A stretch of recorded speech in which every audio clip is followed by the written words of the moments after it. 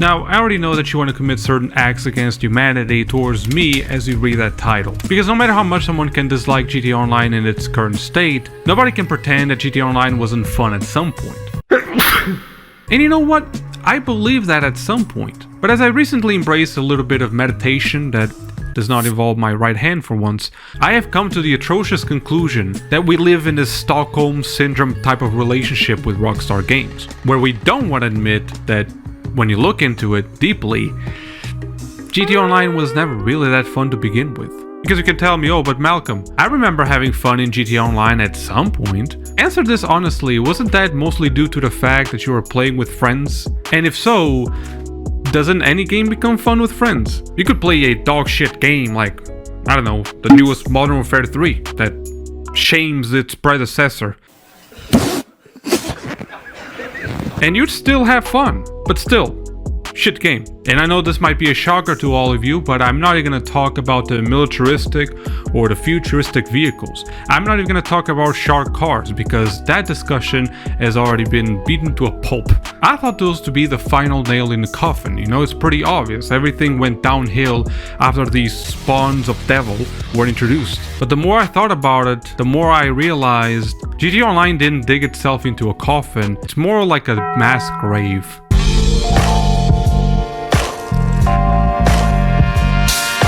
So let's dissect the very first important question. Is this gonna be one of those random rambles of a 25-year-old babbling boomer? And I wish that was the case. Honest. I am someone who truly believed in this game in 2013. And that says a lot, as in 2013 I was a kid whose sole life experience was mostly knowing how to skate with my fingers. And I was then pretty good at it, don't mock me. But when I saw that amazing online gameplay trailer, I honestly thought we're gonna have our very first open world crime simulator. Seriously, I was lifting desks at school without using my hands, you know what I mean? It was good. It was good. And despite jaywalking being a pretty badass crime if you ask me, I was looking more into the whole perspective of slowly but steadily raise my criminal enterprise, doing all this with my friends at the time. Damn, isn't it sad that you have to include at the time part?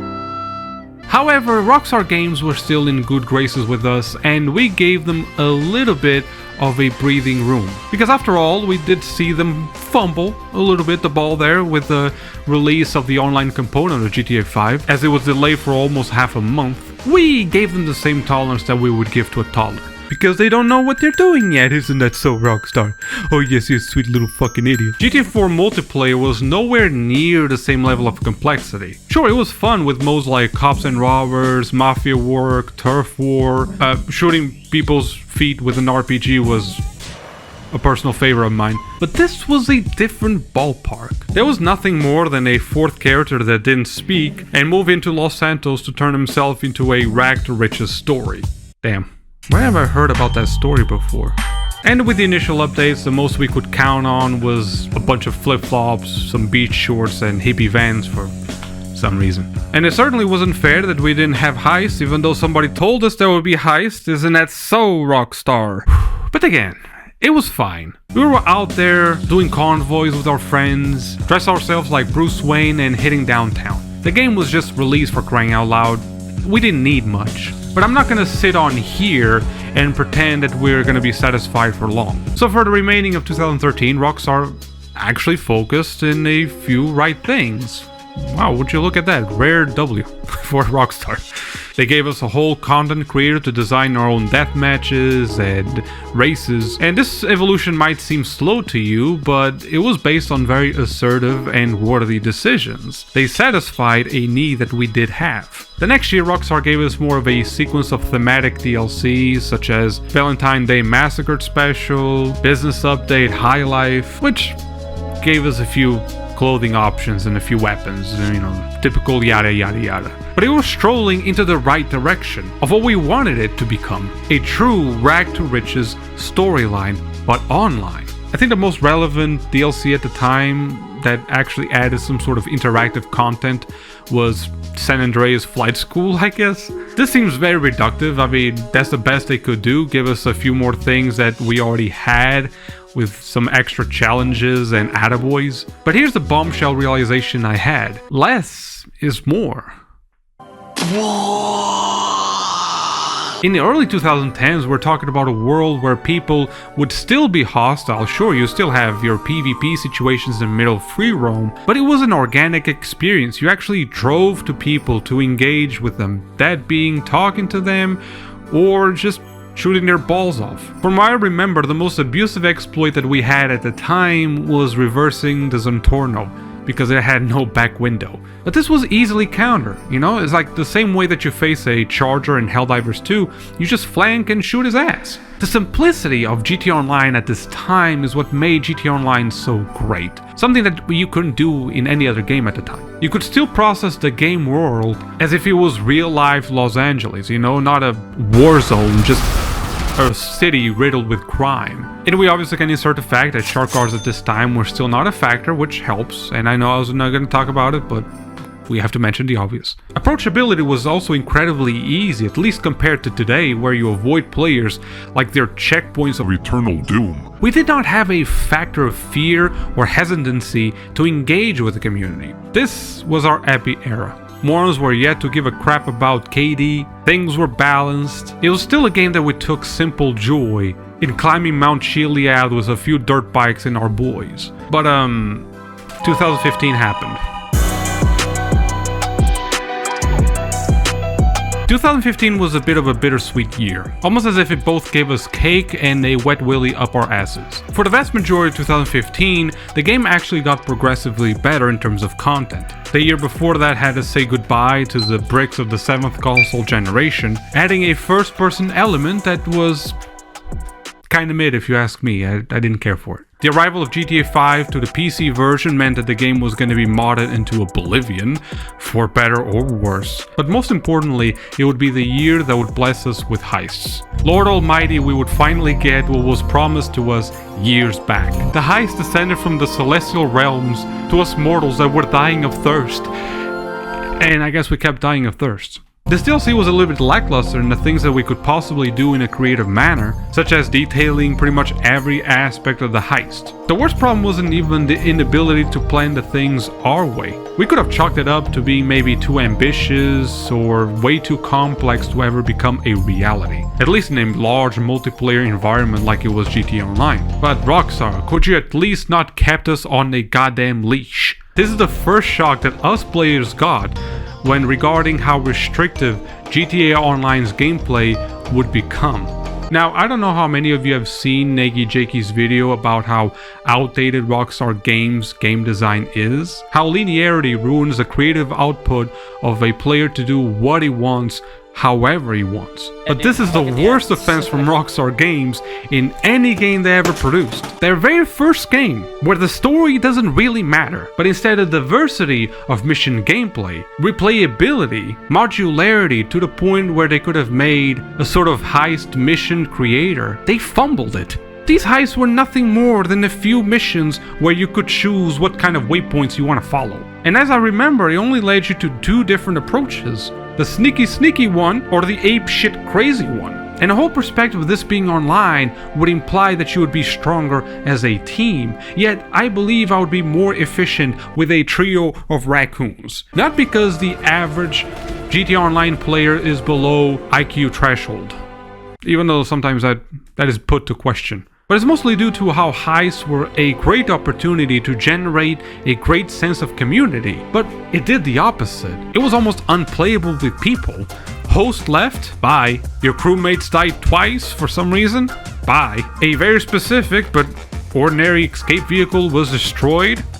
Bye. And unfortunately, this is not something that they have learned from. Even in our most recent heists, the casino heist, the same model repeats. Maybe with just some glitter on top of the turd. Now mind you, at this point we're talking about 3 years of existence. And the main appeal of this online component already stinks like ass. But Rockstar had one more opportunity. To make this game a top-tier crime simulator, to finally be able to have our own criminal enterprises, to maybe recruit some NPC workers whose strings we could pull, you know, like an actual true crime boss, to have our friends as associates, and being paid like associates, not like a janitor. But people, come on, please, it's a Rockstar game.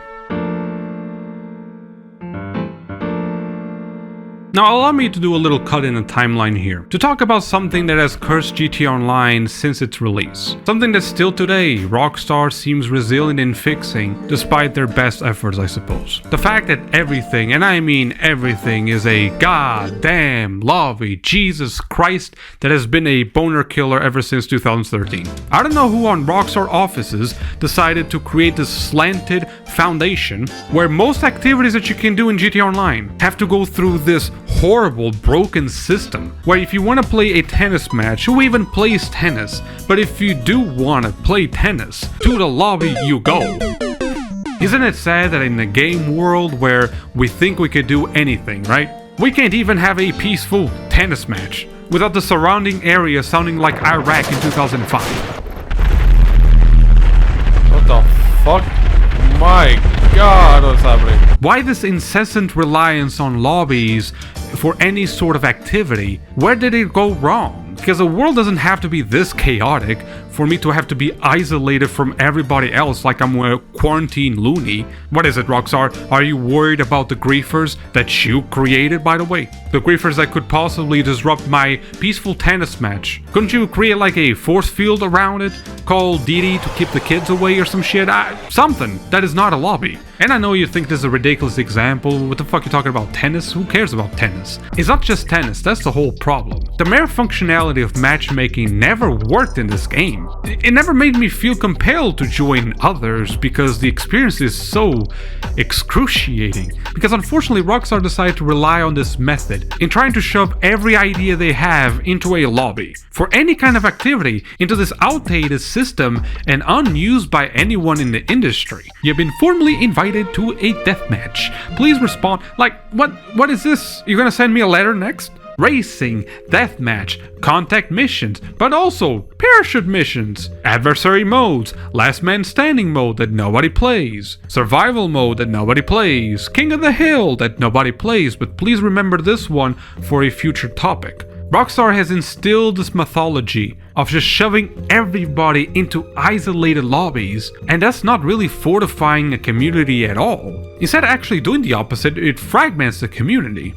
What's the likelihood of you picking up the exact same subtype of mission that somebody is currently hosting? Because yes, for some reason also in Rockstar, not all the races are alike. You have open wheel races, stunt races, pursuit races, and each one of these there's an isolated option for you to pick. Not pick a race, pick a specific subtype of race. Even if you use a quick function of matchmaking on your phone, you have such an excessive variety of missions that even though it's cool individually to have that much choice, it has way too many options for a concise online experience. In Helldivers 2, for example, they don't ask you if you want to join a lobby. They just send you in. It's the game that does the job for you. It matchmakes for you. I don't even have to mention how obviously even a server browser technique would be a far more advanced and elegant solution, and it's not even that modern as Battlefield 3 had this in 2011. If you still don't understand exactly what my issue here, this might be a little bit more of an abstract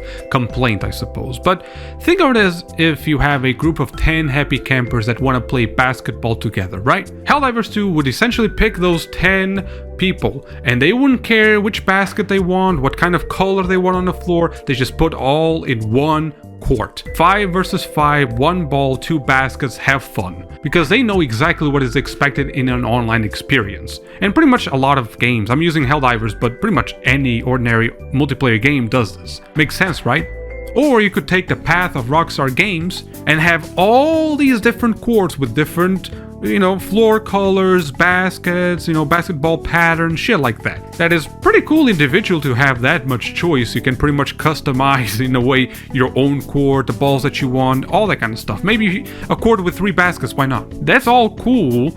But then you're gonna have one person choosing a specific court, another one, and after all that time, you're just gonna have 10 people in 10 different courts. And to keep this analogy fair, it is as almost if Rockstar built a huge wall around each court where you can't possibly see if there's somebody else who's interested in a slightly different court than yours, but still want to do the exact same thing that you do. This is not concise, this is not an online experience if you ask me. In a nutshell, GTA Online gave you a lot to do alone. Which, funnily enough, that's how I describe GTA Online. The world's first online game where it's more fun played alone. To bring an update allowing players to do things solo, it's not a great look for an online game. And they try to fix this with the free mode missions, but I mean, come on. And maybe none of this would be an issue if they actually at least had dedicated servers, instead of this crappy peer-to-peer connection that means anytime a host leaves, say sayonara to all your fucking effort. When you have a game that feels more like a chore to play, then you're not gonna get a lot of retention out of it. But let's return to one of the main catalyzers of the total downfall of this online game, shall we? So returning to our pitiful timeline, the year 2016 came around. Rockstar Games had a second chance to deliver what we always wanted in GTA Online, which was to own our fucking criminal empire. Please. And even though we kinda already had that feature in the year prior of being considered VIP CEOs with the executives and other criminals DLC, I believe, it was in 2016 that we actually got businesses where we could run our own contraband. I can't tell you how excited I was about this. In fact, let me recreate it for you. I'm sorry, I wasn't having a lot of hope in Rockstar at this point. And I was kind of right, because Rockstar Games couldn't help themselves and fuck up another great idea. Yes, because Rockstar Games doesn't have bad ideas, they are actually quite good. It's just that the execution is always a failed layup. How do you miss that? These turn out to be more products of individual grinding. Since there was no appeal to actually do these missions with your crew or in a public session, because I am not against having a little bit of challenge to defend my product, but when the objective of the rivals wouldn't be to steal your cargo and resell it themselves, which is what you normally do in real life if you were trying to steal a whole cargo of cocaine. But no, for some dumb reason, Rockstar wants you to destroy it. Huh? Exacerbated by the inclusion of militaristic and futuristic vehicles, again, I have to talk about these things, of which destruction and chaos was incentivized by Rockstar Games themselves. This was a clear attempt of just making more money with shark cards while disregarding the experience that the player would actually have, or losing millions of dollars and time with the cargo that they had to amount. All this to be destroyed. What?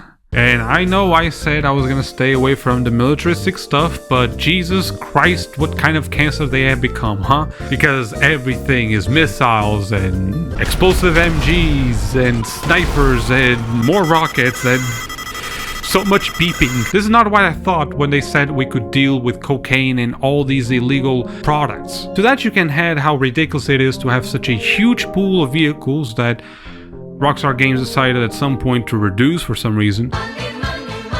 To be limited to driving maybe a set of 5 or 6 vehicles. If you want to spend more than 5 minutes without getting your ass obliterated by Harry Potter over here. And playing a game in fear, to me, it doesn't seem fun. I like competitive games, I like PvP games, but meaningless destruction just makes no sense. This in itself also destroyed the economy in the game, where we now have carts that are being sold at millions of dollars for some reason. All because Rockstar was not able to create a foundation of how a player should make money without disrupting their shark card sales. In essence, GTA Online is nothing more than a sequence of patches, of improvised decisions along the way, instead of a very well thought out online platform. So for those reasons, it doesn't surprise me that Rockstar Games had to buy a whole team of nerds that were building mods in their mom's basements, because the creators of 5M knew exactly from the get-go what people wanted. Remember the King of the Hill game mode that I said nobody plays? Well, would you look at that, there's people playing King of the Hill in 5M, and there's plenty of them. And would you look at that, there's a server browser, beautiful. Because this thing is actually organized. It actually satisfied the needs of what players wanted. And there's people managing these servers, even inside the servers, people who want to maintain the integrity of the game mode that is being currently played in that server. We have people who submit applications to roleplay servers to play it in an organized manner, that go the extra mile to have that experience. I personally, for example, shouldn't be excited to open up 5M just so I can see a bunch of interiors. It's sad to be excited for the inclusion of a few interiors in a game, yet I have to rely for 5M to see what it could have been. I mean, come on, there's an actual pizzeria where you can meet and set up heists. Imagine if you could set up heists in a place like this. You know, that would be some Soprano shit right there. At least something more than just sprinting your flying bike or car or whatever from A to B and B to A in a map that hasn't been updated since 2013, excluding maybe one medium-sized island where normally you can't even visit it. At least not with the same freedom that you have in free roam servers. Rockstar did not have bad ideas, but unfortunately, Rockstar had no idea how to implement them. And all we can do now is think of what it could have been, which is kind of sad if you ask me. Jesus, if I talk about GTA Online again, I'm gonna shoot myself.